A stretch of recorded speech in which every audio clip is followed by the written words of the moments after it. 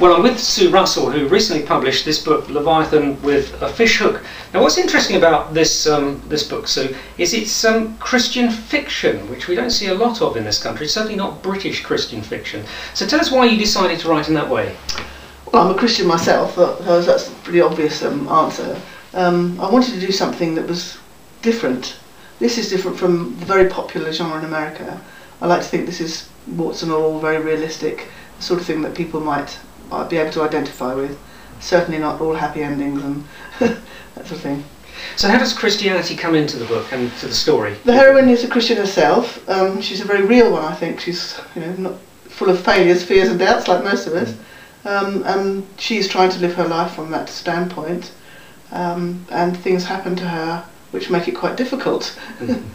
That's how she deals with it, really. What can you tell us about the story without giving too much away? Well, okay. Basically, a lady who is living a fairly ordinary sort of life, a recognisable life, and she meets somebody locally to her and who's living in the woods, a young man who's has a lot of problems, and her developing relationship with him gives her all sorts of dilemmas. And it's how she works her way through those.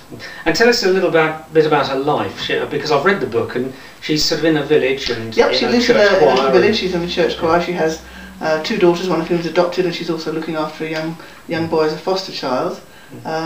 She has a dog, and against that very ordinary background, something quite extraordinary happens.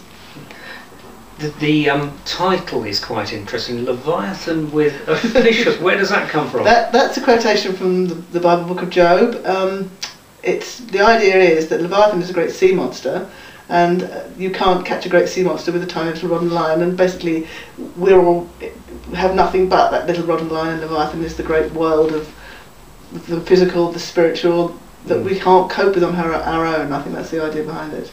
I see. And what's the fish hook in people's lives then, you're saying? The line and fish? What we have as natural and God-given abilities and talents, I suppose. I see, okay. And are you going to be publishing a sequel to it? Yes, it's going to be, that's the first of 3. Right. The second one is actually written, I've yet to publish that. And the third one, I'm afraid, is still in my head. Okay. Oh, well, thanks, Sue. Nice talking to you. Thank you.